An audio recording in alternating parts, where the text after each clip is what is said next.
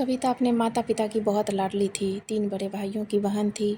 कोई भी चीज़ मांगने पर उसी वक्त सामने हाजिर हो जाती। पूरे घर में रौब था उसका।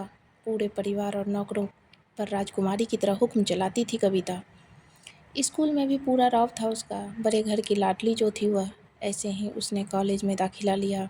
उसके ठाठ बाट बड़ी गाड़ी में आना जाना, हर दिन नया फैशन देखकर हर कोई उससे दोस्ती करना चाहता था। थोड़े ही दिनों में उसके बहुत से दोस्त बन गए। पूरे कॉलेज में उसकी अपनी ही एक पहचान थी। इन दिनों उसके घर एक रिश्ता आया। ख़ानदानी लोग थे और पापा की पुरानी जान पहचान थी। उसके साथ कविता के साथ कोई ज़बरदस्ती नहीं थी, पर कविता ने फिर भी हाँ कर दी, क्योंकि वह अपने परिवार से बहुत प्यार करती थी। वह जानती थी कि वह लोग उसका अच्छा ही सोचेंगे। लड़के का नाम राज था। राज काफ़ी पढ़ा लिखा और समझदार लड़का था। ससुराल वाले भी बहुत अच्छे थे। ससुराल में कविता की जगह वैसी ही थी जैसे कि मायके में। कोई भी कार्य कविता की सलाह के बिना नहीं होता था। सबकी लाडली बहू बन गई थी वह। फिर उसके घर एक बेटे का जन्म हुआ। राहुल कविता को जान से प्यारा था। पोता पाकर ससुराल वाले तो फूले नहीं समाते। कविता कभी कभी सोचती थी कि उसकी किस्मत कितनी अच्छी है। उसका हर अपना उसे कितना प्यार करता है। चाहे जीवन में कैसी भी समय आए, मेरे साथ हैं। मैं कभी अकेली नहीं हो सकती। कितनी खुदकिस्मत हूँ मैं। पर शायद कविता की खुशियों को उसकी अपनी ही नज़र लग गई थी। एक दिन वह मायके जाने की जिद कर बैठी। राज को बहुत काम था, लेकिन फिर भी वह उसे ले गया।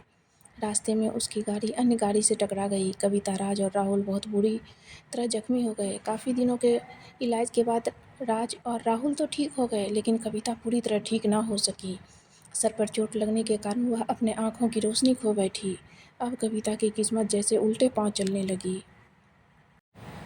मायके वाले कुछ दिन तक उससे मिलने आते रहे, फिर कभी कभार फ़ोन ही करके पूछ लेते कि अब कैसी हो। धीरे धीरे ये सिलसिला भी कम हो गया। ससुराल वाले की सहानुभूति भी कम होने लगी।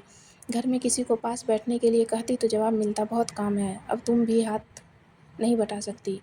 राज भी चिड़चिड़ा हो गया था। बस राहुल ही था उसके साथ, जिसके साथ हंसते खेलते उसका वक्त गुजरता। एक दिन कविता के हाथ से कुछ सामान गिर गया, जिसकी वजह से राहुल को हल्की सी चोट लग गई। कविता के सास ससुर ने राहुल को उससे अलग कर दिया कि कहीं उसके ना देखने की वजह से बच्चे को कोई नुकसान ना हो जाए। कविता अंदर से टूट चुकी थी। एक दिन उसे सबके सामने मायके जाने की इच्छा रखी तो राज उसे तुरंत मायके छोड़ आया। जैसे ही वह भी यही चाहता था, लेकिन राहुल को उसके साथ नहीं भेजा गया। कविता कभी राहुल से दूर नहीं रही, पर अपनी कमी के कारण उससे ज़्यादा बहस नहीं की। कविता को लगा कि वह 3-4 दिन वहाँ रहेगी तो थोड़ा हवा पानी बदल जाएगा, क्योंकि वह कितने दिनों से कहीं भी बाहर नहीं गई थी। घर वाले भी इतने दिनों बाद उसे देखकर कितने खुश होंगे। कविता के घर पहुँचने पर सब लोग बहुत खुश हुए। खाने में सब कुछ कविता की पसंद का ही बना था। उसने अपने मम्मी पापा और भाइयों से दिल खोल कर बातें की। उसके छोटे छोटे बच्चे भी बुआ के साथ घुल मिल गए थे। रात को सोने के वक्त जब वह कपड़े बदलने लगी तो उसे पता चला कि उसका बैग तो बहुत भरा हुआ था।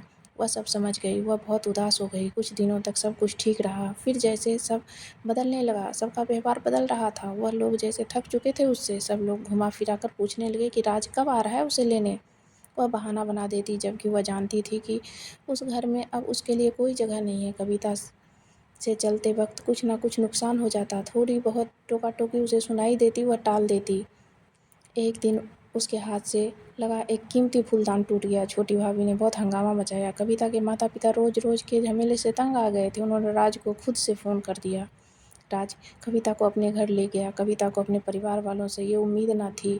जिस कविता के कहे बिना घर में एक पत्ता भी नहीं हिलता था, उस घर के लिए वह अब बोझ बन चुकी थी।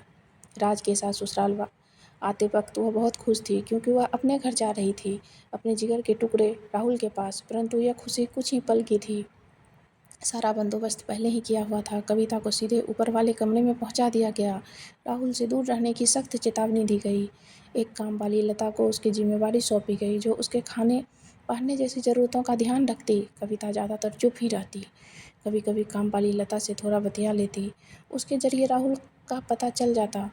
सबकी लाडली बेटी और बहू सबके लिए अब बोझ बन चुकी थी। यह कहानी आपको कैसी लगी, कमेंट में ज़रूर बताएं।